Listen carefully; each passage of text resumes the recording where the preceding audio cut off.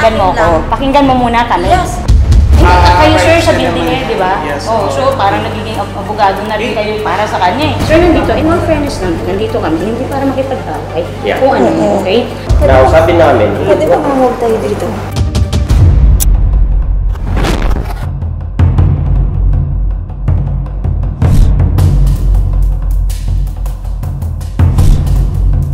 Tinerminate po nila ako kasi humihingi po ako ng resibo which is more than 1 million na po actually yung na-purchase sa kanila for less than 2 months lang po. What are you selling?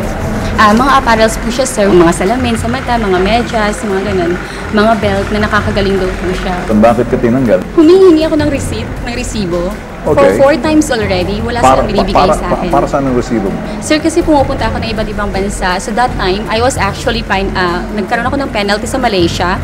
Then I signed a waiver na pag halimbawa, inulit ko yan, so hindi ako makakapasok ng Malaysia at the same time, mababan po ako. Yung resibo, sir, hindi nila ako mabigyan at as in talagang sinigaw-sigawan pa ako. So may Saan ba ito naka-occupy? Diyan lang, sir, sa may Ocean Boulevard. Mandaluyong? Yes. Tapos terminate agad nila ako. 7 accounts was terminated. I can't totally open it. Bakit ginawa yan? Ano daw, wrong conduct daw po. Okay, ganito. I'd like you to tell me more about the conduct. What are they saying about the conduct? Nagmura daw ako sa office, which is never kong ginawa. Alright. Tapos ang sabi po nila, humihingi daw ako ng resibo. Bakit daw ako nang gugulo sa kanila? Ayan yung mismong sinabi ng babae. Sino babae? Ng general manager po. Sino may sabi nito? Yung Angas po.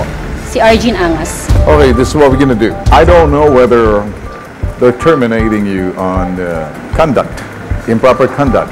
All right, so there's a gray area on improper conduct, which demanding from every employees of the company whether you're sales or not, because there's siguro sabihin natin yung protocol of the manner in which you have to conduct yourself, engaging with people, interacting with people, whether it's colleagues or superior. That is something to be addressed. Ang concern ko lang kasi baka you may be right doon sa claims mo, but your claims will now be clouded by doon sa interaction mo sa kanila. Actually, sir, I actually asked them in a nice way. Yes. I know. But kung sila may HR, may human resources, may manager, and then sa handbook nila, the conduct unbecoming should be defined. If somebody files a complaint against you, it has to be done on a due process, may hearing. Okay, sige. Now, Exactly. but when you're talking to the superior, and then sabi mo documented, the way that you communicated with them sa tono ng boses mo, your body language, your facial expression, there's a little hostile doon sa mga actuations mo.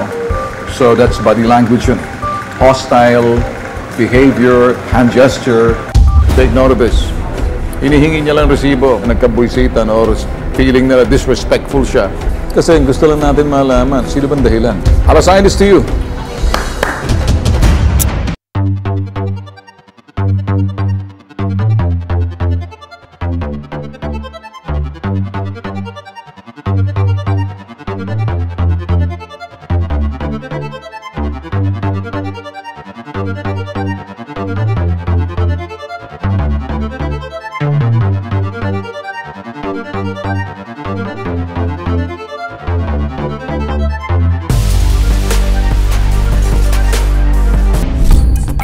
Hi sir, good afternoon sir. Sa Bitag sir, office ni Sir Ben Tulfo. Sir, nandito lang kami kasi may complainant kami dito, si Dayan sir. Nandito kami sir para lang i-clarify kung ano yung nangyari sa kanya. Kasi ang sumbong niya is na-terminate siya dahil nahingi siya ng resibo. Antayin po namin kayo. Sige po, thank you. Hindi nyo pa nga alam yung concern, nag-attorney na kayo. Masyado naman kayong takot. Ano yung tinatago nyo? Hindi ko nila. Yun naman pala eh. O bakit kailangan attorney nyo? Kasi hindi namin alam yung complaint niya. Bakit nasa korte na tayo? Wala. Ayun nga, hindi mo pa nga. Yun Legal nga. attorney. Oo. Ma'am. Hindi, no. Ma'am, gusto mo bang mag-ano muna tayong dalawa? Mag-usap na tayo sandali bago namin kausapin ang attorney mo? Ito lang, Kasi kung sino yung complaint na. Ipaparating namin sa iyo Ganito, kung bakit. just no? wait for an attorney. Wala pa akong sasabihin sa iyo. So, wala kang ano sa akin? Kahit hindi mo papakinggan kung anong concern namin? Gusto lang namin iparating kung ano yung dapat. Gusto mo makinig?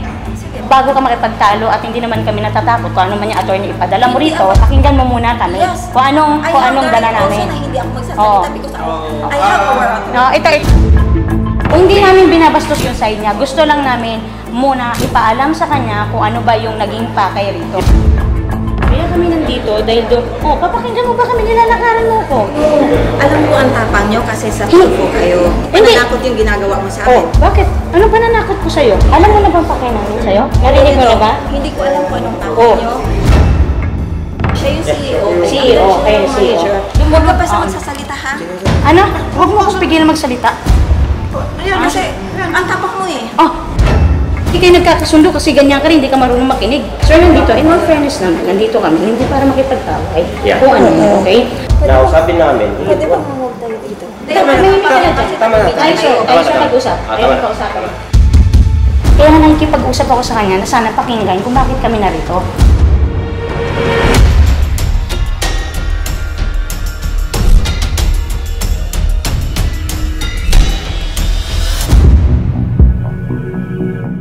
Siya naman talaga yung nangharas ng staff namin. Mayroon naman dito yung mga witnesses natin, hindi naman pinapahirapan kasi sinabi na nga nasa accountant pa namin yung sales invoice. Sabi niya, wala siyang time, tapos sinabi na lang ng staff ko na ipa-LBC na lang kung saan yung address. Nung pumunta siya sa akin dito, pinakita ko sa kanya yung violation niya. Tapos bago siya umalis, nagtanong siya sa akin, am I terminated? Ang sagot ko sa kanya, nasa sayo yan. Kumbaga, binigyan ko siya ng hint na kahit man lang humingi siya ng pasensya sa akin, pagbibigyan ko siya. Actually, hindi naman siya na-terminate. Hindi termination ang tawag doon. Ang tawag doon is block. Naka-block yung account niya kasi yun lang naman ang paraan na mapursige siyang pumunta siya sa akin kasi nga may violation siya. Yung conduct niya sa office. Dapat may proper conduct tayo sa office as professional. Hindi naman tayo magharas dito. Kailangan ko lang po hingin yung mga invoice po nito. Yun lang po. Sige, ipacheck namin to. Meron po ako dito release. Yan. Kung sa amin kasi na-release, kami rin ang magbibigay. Ano bang plano mo? Stop na po ako sa NGI. Okay, sige. Pero, ano gagawin dun sa, wallets mo? Siyempre po dapat makukuha ko yun kasi pinaginapan ko yun. Ibibigay ko sa'yo. Sige po. Ako ang gagawa lahat para sa'yo. Ibigay mo lang sa akin yung bank account mo. I-deposit ko kung ilan man yung pwede kong i-deposit. Nagpapasalamat kami sa kanya dahil nakakarating ng Taiwan, nakakarating ng Malaysia na hindi kami nakakapunta doon.